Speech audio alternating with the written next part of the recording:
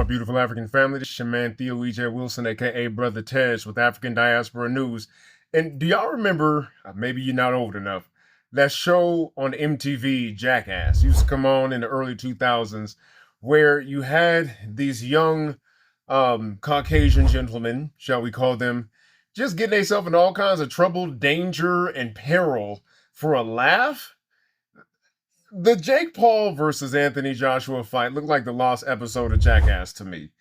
It was this young white guy out there. He went and got himself into some real danger. And so a lot of the boxing world, I'm a boxing fan. It's the only sport I really follow, boxing and MMA. Really rejoiced that like some order got restored and that the Jake Paul hype train has been stopped, at least for now. And Black folks had a different reaction generally. I ain't got to tell you. All over the internet, a cry of jubilation has gone out in the internet lands from Black content creators about the beauty of watching Jake Paul just get broke down. I mean, the boy got his jaw broken two places, but a lot of people may not understand just why Black folks were so happy to see this particular Caucasian gentleman get his face smashed in by Anthony Joshua, who we'll get into in a second. But what I want to break down to you is the history of the Great White Hope and how the fraught relationship between Black masculinity and white masculinity has historically showed up in the sport of boxing, and whether Jake Paul knew it or not, he was fulfilling a very toxic archetype. Now, we all remember Damon Wayans' movie, The Great White Hype, but The Great White Hope is from the era of Jack Johnson. Jack Johnson is the first Black heavyweight champion of the world. And during this time period, the idea that a Negro would beat a white man in a fight was just unconscionable to the white world, right? Because a lot has been made about Black athletic prowess. But back then, white supremacy was so strong that the mythology was that white men were superior both intellectually and physically. So when Jack Johnson wins the heavyweight championship of the world, he's the first Black heavyweight champion ever. Black people's cities would burn. You had Black Wall Street situations off the fact that like white folks were so injured emotionally that they would take it out on Black folks, right? And what happened was they searched across the country to find the biggest, baddest white male they could find to defeat Jack Johnson.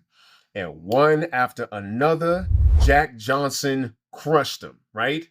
And then it got to the point where Time, which is undefeated, gets to the point where, you know, saying Jack Johnson probably should have retired.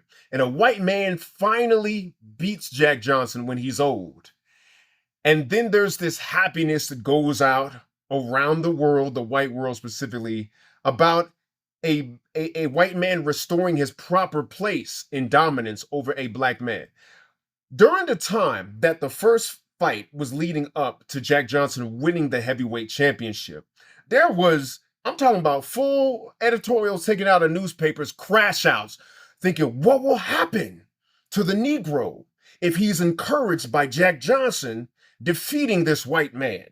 What's going to happen? Will he try to defeat the white man in every endeavor? Will it be intellect? Will it be the fields of science? Will it be, you know what I'm saying, the fields of romance, relationship? Will Black folks form nations and start wars if Jack Johnson beats this white man? Because in his retirement, Jack Johnson ends up, you know, he's treated almost like a circus animal. He's treated almost like a sideshow spectacle.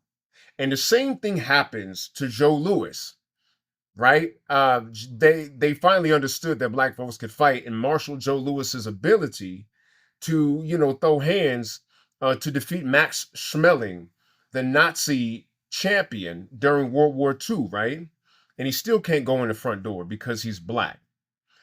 And he becomes a sideshow act, and he becomes almost like a circus animal.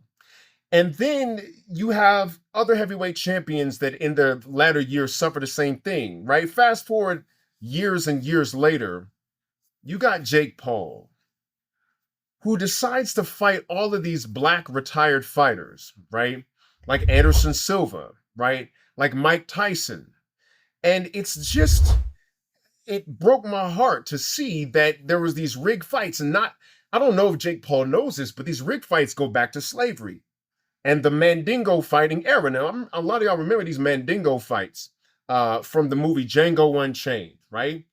Where they would get the biggest, blackest, baddest dudes and they fight them together. And whoever was the winner of that, oftentimes the slave master would get the black champion drunk on rum and then rig the fight to defeat him. That is the archetype that Jake Paul was fulfilling. And we know already that number one, black folks could fight and have high athletic prowess. And number two, you should have just done it the regular route, brother. There's ways in which you could have been a fighter worth your salt and worth adulation and a fighter of note. Listen, there's great white fighters out there. Any boxing fan knows that Usyk, the current undisputed heavyweight champion, ain't nothing to sneeze at. Vladimir Klitschko, who Anthony Joshua also knocked out, ain't nothing to sneeze at, right? You got Joe Calzaghe, right? You've got Tyson Fury. There's white boxers who have earned their keep when it comes, right? Rocky Marciano earned their keep when it comes to their reputation as boxers. So why didn't Jake Paul go that route? Why, if Jake Paul's going to fight a retired fighter, why not fight Calzaghe? If you want to fight a retired UFC fighter, why are you fighting Anderson Silva? Why not fight Espinal? Why not fight Conor McGregor? Why not fight a white fighter who also had stepped away from the ring or the octagon, right? Why are you fighting Tyron Woodley when that's not his actual wheelhouse of expertise? We know that even among UFC fighters, Tyron Woodley's strength was a grappler, not a striker. We all know the answer to that. You think that the bag would have been as big had Jake Paul decided to fight a Vladimir Klitschko rather than a Mike Tyson, right? It's the cultural subconscious registering that masculinity battle that white masculinity has always had with black masculinity. And then you have the fact that Jake Paul actually improves. He's decent, right? He's not a great fighter like Usyk, right? He's not a great fighter like Calzaghe, but he's good. He's got some power, right? But he's not fighting folks his age and in his weight bracket. He's doing all of these rigged things. And after a while, because he's achieving these victories against black fighters, it just becomes something that is irking black folks because we know, right, that you're not Tyson Fury, right? You're not these white guys who actually can throw hands. And all respect to the brothers who step into the ring and can throw hands.